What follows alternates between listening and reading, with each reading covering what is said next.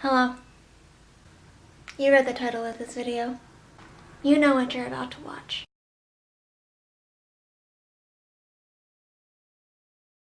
So, women make up 51% of the population. So technically, we're a majority. And yet, for some crazy reason, people have absolutely no idea how to write women. And so, instead of trying to write women as people, a variety of tropes, cliches, whatever you want to call them, have popped up over the years. And they're annoying as shit. As a woman myself, I'd like to see women represented as human people. Apparently that's too much to ask for. I've done a lot of reading in my time, and I've come across a lot of annoying types of female characters. So as a result, I have a lot of pet peeves when it comes to female characters. I'm gonna list my top 5 for you. Let's get into it. Number 1, and this is one that I think you will see in every top 5, 10, top however many lists of female pet peeves, because everybody hates it and it sucks and it needs to just go away. And that is the strong female character. This has been talked about to death, so I'm not going to spend that much time on it, but I, like every other female and most of the male population on this planet, are tired of this character. She's a badass. I get it. She can use weapons. I get it. She can kill people. I get it. Not that you ever write that into your story, but I get it. She has no emotions. She's cold and cut off and distant. She doesn't care about anybody. It's her emotional unavailability that makes her strong, because apparently that's the only type of strength there is in this world. On top of it all, she really only has male friends. I wonder why. Is it because authors just try to transpose stereotypically male archetypes onto a female character without giving any consideration to creating a real human-like character? Yes. I hate this trope, cliche, character, whatever. I'm moving on. Number 2, and that's the Mousey doormat, as I have dubbed her. And this is a character that appears normally within YA, and it's a female character who is described as mousy, with like mousy brown hair, and she's short and skinny, because that's the only type of woman in the world, apparently. And she's a doormat. She doesn't do anything. She lets people make decisions for her. She doesn't push back when people are mean to her. She lets people just walk all over her. Because, you know, people are actually like that. And every woman is like that. Just lets men walk all over her. Or other females, for that matter. Just lets them prance all over her and do whatever the fuck they want. The Mousey doormat is, for some reason, often the female protagonist of YA novels. And oftentimes is written by women. For some reason, as if they've never met another woman and they don't know what they're like. And then for some reason, despite being mousy and not pretty and being an absolute doormat with no personality, they snag this hot hunk of a man who every girl would swoon over, because, you know, that makes sense and happens at all in real life. Yeah, I'm tired of seeing this character. Your girl can have a backbone without being the strong female character. There are characters between those two spectrums of the strong female character and the mousy doormat that, like, most human beings fit into, and your YA protagonist could be one of them. You know, if you try to write a real character or anything.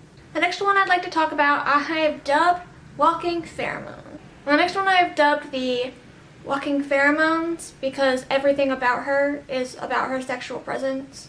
Most of the time this is written by men, in my experience, because for some reason women are nothing but our bodies.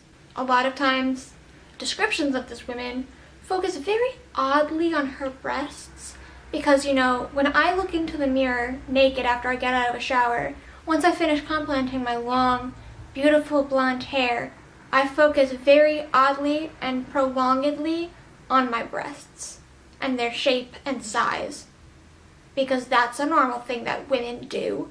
And more than this, everything she does, says, or wears has some sort of sexual context to it, as if she is just nothing but pheromones and can think of nothing and do nothing that does not relate directly back to sex. This character comes in two forms. Either she is the protagonist, like I said, and every man falls in love with her, or she is some side character for a male love interest who does literally nothing except for be sexy. Because that's all women have. There's nothing up here, of course. It's everything down here for women, of course. What was I thinking? Number 4. And this is one that I think is controversial, perhaps, or people will disagree with me when I give you an example, but that would be the perfect woman. And this is the woman that can do literally nothing wrong. She never does anything wrong, ever. And it's just so unbelievably unrealistic. I can't stand it. So my example of this, and like, don't come for me in the comments, I'm right, is a movie Hermione. Oh my god. I love book Hermione. She's one of my favorite characters, right behind Luna Lovegood, like top favorite characters in that series. Like, I'm sure most people love her, but movie Hermione is an atrocity.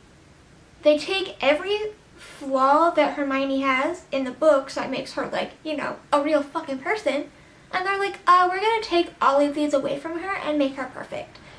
Because we fucking can.